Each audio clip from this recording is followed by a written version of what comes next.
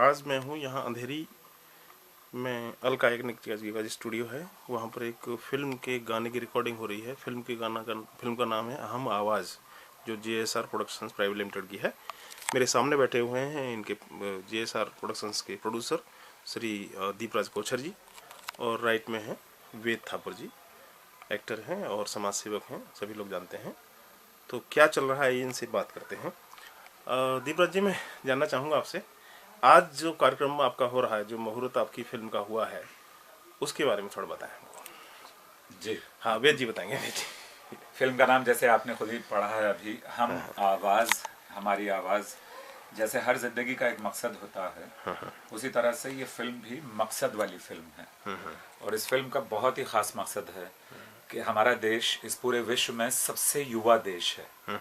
इस देश में 50% से ज़्यादा नवयुवक हैं। तो यदि नवयुवकों को वो राह दी जाए जो स्वामी विवेकानंद वाली है, वो राह दी जाए जो डॉक्टर APJ अब्दुल कलाम वाली है, वाह वाह वाह। तो हमारी जितनी समस्याएं हैं जो हमें अंतर्राष्ट्रीय स्तर पर नीचा देखने को मजबूर करती हैं, चाहे वो लड़कियों की असुरक्षा से संबंधित हो, चाहे वो आतंकवाद से संबंधित हो, या वो भ्रष्टाचार से संबंधित हो, या वो व्यक्तिगत स्तर पर या सामूहिक स्तर पर चरित्र से संबंधित हो, उन सब समस्याओं का समाधान इस माध्यम, ये जो फिल्म माध्यम है, बड़ा सशक्त माध्यम है और इसका प्रभाव होता है लोगों पर। जी जी। तो उसी प्रभाव को हमने सेल्यूलाइट पर पिरोया है और आप लोगों के लिए लेकर आ रहे हैं। जी जी।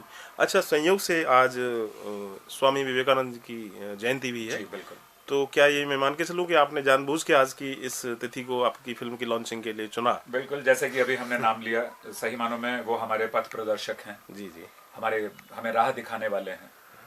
तो ये बिल्कुल इसलिए चुना गया, और उपलक्ष्य ऐसा है कि कल लोहड़ी भी है। अच्छा, हाँ हाँ। आज ये भी है, कल भी हमारे गाने की रिकॉर्डिंग है कैलाश खेर साहब के साथ। यस, कल मकर संक्रांति भी है। हाँ जी ने हाँ, इस मकर चीज को संक्रांति ऐड किया। तो शुद्धता, पवित्रता, यानी ग्रह नक्षत्र का बड़ा अच्छा हाँ, संयोग है। और ऐसे में शुभ कार्य किया जाना ही शुभ चाहिए। कार्य किया जाना ही चाहिए। और मकसद ये है कि लोगों का मनोरंजन भी हो और लोगों को एहसास भी हो, कहीं यहाँ से यहाँ तक और आत्मा तक एक मंथन करने की स्थिति आ जाए लोगों के, कि हाँ, ये कैसे होने दे रहे हैं हम पठानकोट, कैसे हमारे पास जो अभी वेस्ट बंगाल में जो समस्याएं हो गई, हर स्टेट में ये समस्या है, पूरे देश में ये समस्या है। अच्छा, क्योंकि आपने आतंकवाद की बात की इस फिल्म की जो कहानी में है, तो क्योंकि हाल ही में पठानकोट भी हुआ है। अब मुझे नहीं पता है कि आपने आतंकवाद पर फिल्म पहले से प्लान की है या ये पठानकोट हो गया उसके बाद में प्लान की है, लेकिन मैं आपसे जरूर जानना चाहूँगा कि ये जो आतंकवाद के घाव हमारे देश को बार बार मिल रहे हैं, इसका जवाब क्या एक फिल्म कितना इसमें दे सकती है, कितना कंट्रीब्यूशन आप इसमें चाहते हैं? मैंने अभी कहा कि फिल्म का बहुत ही सकारात्मक प्रभाव होता है, क्योंकि ये ऐसा मीडिया है जिसमें संगीत है, ऐसा मीडिया है जिससे हम लोगों के सामने ना होते हुए भी परोक्ष में, स्क्रीन पर होते हुए हम लोगों को छू सकते हैं, उनके एहसासात को जगा सकते हैं। और बहुत बड़ी बात है कि आतंकवाद ऐसे ही नहीं हो जाता, ताली हवा में नहीं बजा करती। एक हाथ इधर से आता, एक हाथ इधर से आता, तब ताली बजती है। हमारे अपनी अंदर की भी कुछ कमजोरियां हैं, उनको हम उजागर ना करते हुए लोगों को एहसास जरूर दिलाएंगे, भाई हुब्बुल वतनी जज्बुल ईमान, यानी जो अपने वतन का हबीब है, दोस्त है, वही ईमान के जज्बे का पक्का है। और ये हम नहीं कहते, ये कुरान में कहा जाता है। अच्छा। और कुरान का मतलब किसी मजहब से नहीं है, कुरान का मतलब, किसी भी धार्मिक पुस्तक का मतलब पूरे समाज से होता है। कोई भी एक मजहब, कोई भी एक तबका ऐसा नहीं है जो देश के विरुद्ध होता है। कुछ लोग होते हैं जिनकी वजह से पूरा देश बदनाम होता है। जी जी जी जी। और क्योंकि आप ये हम आवाज़ नाम से NGO चला रहे हैं वर्षों से, देशभक्ति की भावना लोगों में जगाते आ रहे हैं, और उसी नाम को लेकर आप फिल्म भी बना रहे हैं। तो ये देशभक्ति की भावना आपके अंदर इतनी कहाँ से पैदा हुई, उसको हम जानना चाहते हैं। देखिए, हमारे अंदर और द्वीप जी के अंदर जी जी। हमारी भेंट हुई राजा और रेंचो के समय में। अच्छा अच्छा अच्छा। जो हमारा एक टीवी सीरियल है जिसमें मैं नायक था, हीरो था। जी जी। द्वीप जी उसमें लिखते भी थे कहानियां, अच्छा अच्छा। और उसमें अभिनय भी करते थे। अच्छा अच्छा अच्छा। इतने सालों से अब हम साथ में हैं। तो इनके जो माता पिता हैं, उन्होंने इन्हें संस्कार दिए, मेरे माता पिता हैं, उन्होंने मुझे संस्कार दिए, और वो संस्कार कहीं आकर मुंबई में मिल गए। और जब ये संस्कार एक साथ मिल गए, तो एटम से भी बहुत बड़ा ऊर्जात्मक हमारे पास में एक समूह हो गया, संगठन हो गया, और उस संगठन का नाम हो गया हम आवाज। ओके। जिसका उद्देश्य है, डॉक्टर एपीजे अब्दुल कलाम ने मुझे मार्गदर्शन दिया है उस क्षेत्र के लिए, और हम दोनों इस चीज में काम कर रहे हैं। लेकिन प्रणेता या पूरी तरीके से लेखन का काम, हर चीज, चाहे गाने हो, चाहे फिल्म हो, पठानकोट की आपने बात की थी, वो तो अभी हुआ है, ये फिल्म इन्होंने बहुत पहले लिख दी थी। अच्छा अच्छा। जो घाव हैं लोगों के, जो मर गए, उनको वापस नहीं लाया जा सकता, लेकिन जो घाव लोगों के हृदय में, वो हमारी आत्मा पर पड़े हैं, तो हम उसका साया नहीं रहने देंगे। हम उंगली किसी को नहीं दिखाएंगे, हम घूंसा भी किसी को नहीं दिखाएंगे, फिर भी हम आतंकवाद को खत्म करके दिखाएंगे। लेकिन जहां आवश्यकता होगी वहां हमारा पंजा ऐसे भी खुलेगा, ऐसे भी बंद होगा। ये योग्यता है, क्योंकि ये किस चीज का देश है? राजे छत्रपति शिवाजी का, रानी लक्ष्मीबाई का, भगत सिंह का, राम प्रसाद बिस्मिल का, चंद्रशेखर आजाद का, नेताजी सुभाष चंद्र बोस का, गांधी का, को अनन्य है हमारे यहाँ। लेकिन 68 साल में हम फिर एक भगत सिंह नहीं बना पाए। ये हमारी समस्या है। हमने तकनीकी स्तर पर बहुत विकास किया, शैक्षणिक स्तर पर बहुत विकास किया, लेकिन राष्ट्रीय स्तर पर, चारित्रिक स्तर पर हमें विकास की आवश्यकता है। हमें आवश्यकता है कि हमारे कल्चर में स्पोर्ट्स एंड सिक्योरिटी, इन दोनों चीजों का समावेश किया जाए। ओके। ये फिल्म से ये सारी चीजें आपके समक्ष आएंगी, आप लेके आ रहे हैं, एंड लोग फॉलो करेंगे। अच्छा हाँ। और दीप जी, मैं आपसे जानना चाहूँगा, अच्छा सॉरी, आपकी आवाज़ थोड़ी आज गई हुई है, तो मैं थोड़ा आपको तकलीफ नहीं दूंगा। ये वेद जी, जो फिल्म में तमाम कलाकारों से आप काम करवा रहे हैं, मैंने सुना है कि वो जमीनी स्तर के लोग हैं, मतलब उसमें कोई बहुत बड़े स्टार हैं ऐसा नहीं है, मतलब उन कलाकारों को आपने पैदा किया है, बच्चों को, बड़े हों। बिल्कुल। उसके बारे में थोड़ा बताइए। उसके बारे में ये है कि द्वीप जी ने काफी ट्रेनिंग सेशंस लिए हैं चंडीगढ़ में। अच्छा। ये बच्चे अलग अलग स्टेट्स के हैं। इसमें मुंबई के बच्चे हैं, यानी महाराष्ट्र के। इसमें बच्चे हैं यूपी के। इसमें बच्चे हैं हिमाचल के, पंजाब के, चंडीगढ़ के, हरियाणा के। इस तरीके से काफी स्टेट्स के बच्चे मिलकर, बिहार के हैं, इस तरह से काफी बच्चे मिलकर इन्होंने उन सबको ट्रेनिंग दी है। कई सारे सेशंस देने के बाद में आज वो बच्चे इतना विश्वास, इतनी अंदर भावना उनकी जागृत हो गई है कि वो कैमरा फेस करने में उन्हें कोई समस्या नहीं है। और हम सिर्फ उनसे चरित्र अभिनीत नहीं करवा रहे हैं, हमने उनके मन मस्तिष्क में, उनकी आत्मा में ये विचार भर दिया है। ऐसा कोई भी फिल्म निर्माण संस्थान इस तरह के काम नहीं कर रहा है। इसलिए हमारी जो ऊर्जा है वो बढ़ती जा रही है, बिकॉज इसमें सिर्फ सकारात्मकता नहीं है, बल्कि इसमें आशीर्वाद है, डॉक्टर कलाम जैसे लोगों का आशीर्वाद है, हमारे उन क्रांतिकारियों का जो ना रहते हुए भी आज भी हमारे आसपास और हमारे अंदर मौजूद है। डॉक्टर कलाम साहब के आप काफी नजदीक रहे, और उनके श्रीमुख से भी हमने आपकी इस संस्था का नाम सुना है, उन्होंने प्रमोट भी किया। तो उनसे किस तरह से लगाव आपका कब से हुआ? डॉक्टर कलाम साहब ने कहा था कि तुम अपने भाग्य विधाता हो।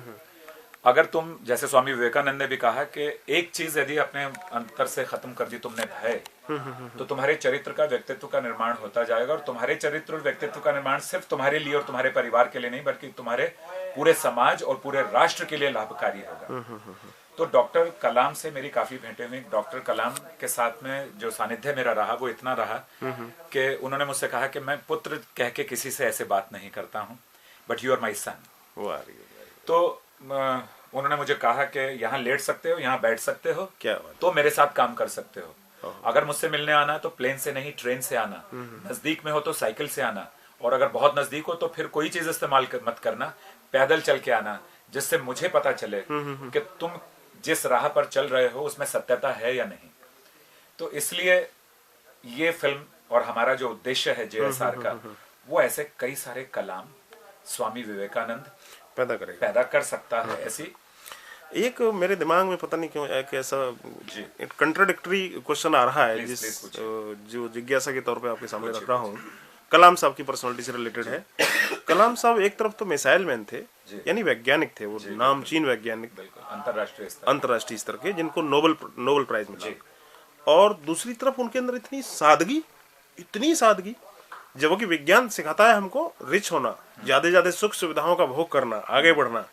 तो ये कंट्राडिक्शन क्या आपने भी देखा कलाम साहब के? नहीं, कंट्राडिक्शन नहीं था, वो सच्चाई किस तरह से इसको आप मैं आपको बताता हूँ।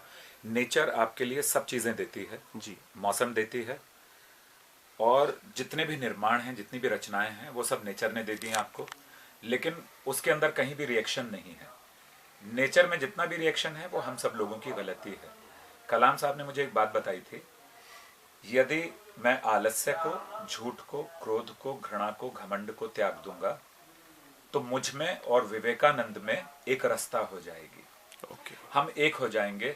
मैंने जो मिसाइल का निर्माण करने के लिए सहयोग किया, अपने मस्तिष्क का, अपनी ऊर्जा का, अपने उद्देश्य का, अपने जीवन का एक मकसद बना लिया था उसको, कि भारत मिसाइल के क्षेत्र में कैसे पीछे रह सकता, जहां 100 करोड़ के करीब लोग हैं जब उन्होंने वो बनाई थी। 100 करोड़ से ज्यादा हो चुके थे उस समय। तो क्या एक ऐसा आदमी नहीं है जो अपने राष्ट्र के लिए अपना जीवन त्याग कर सके? मैं विवाह नहीं करूंगा। मैं जीवन का हर वो सुख जो मेरे देश की प्रगति में अड़चन बनाएगा या साइंस के काम में अड़चन बनाएगा, उस हर चीज को त्याग दूंगा। और उन्होंने वो त्याग किया। अंत में 3 सूट उनके घर में से निकले जो वो पहनते थे। सारे जीवन का वही उनका एक संपत्ति थी, उनके पास कोई घर नहीं था। साइंटिस्ट और मानवता के बीच में उन्होंने बताया, जैसे मैंने बताया कि हमारा देश सबसे युवा देश है। इस फिल्म का उद्देश्य और जेएसआर की भी उद्देश्य उन्हीं से मिलता है। उन्होंने कहा था, यदि आप युवाओं के साथ कार्य करते रहेंगे, उनको समझते और समझाते रहेंगे, उनको संस्कारी, धार्मिक नहीं, संस्कारी और राष्ट्रवादी बनाएंगे, तो आपकी प्रगति जीवन में कहीं नहीं रुकेगी।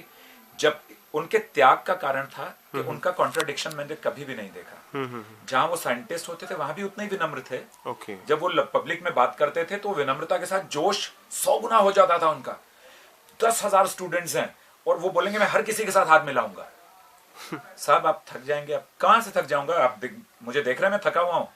I will go, I'll go and touch everybody. I would love to hug even everybody. लेकिन हाथ तो वो सभी से मिलाते थे।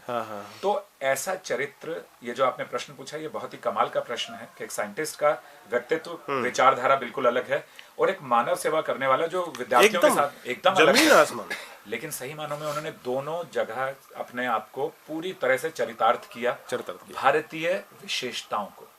बिल्कुल। उन्होंने कहा कि एक कल्चर है, एक सामाजिक संस्थान है जिसका नाम है भारत। इसमें अलग अलग धर्म है, आप अपना धर्म मानिए, आपकी मर्जी है, लेकिन भारत के संस्कारों को हर किसी को अनुसरण करने की आवश्यकता है। बहुत खूब। ये डॉक्टर कलाम ने बात कही जो कहीं लिखी नहीं है, कहीं प्रकाशित नहीं हुई है।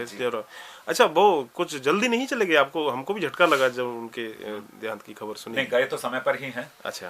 पर ऐसे लोगों की आवश्यकता होती है, इसलिए उन्होंने कहा था कि मैं अंतिम समय तक अपने देश के युवाओं के लिए काम किया करूंगा, और वो उन्होंने किया। बराबर। वो भाषण दे रहे थे और बीच में चले गए, और ये बड़ी बात है। चलिए साहब, आपने वक्त निकाला इसके लिए, बहुत बहुत धन्यवाद। जय हिंद।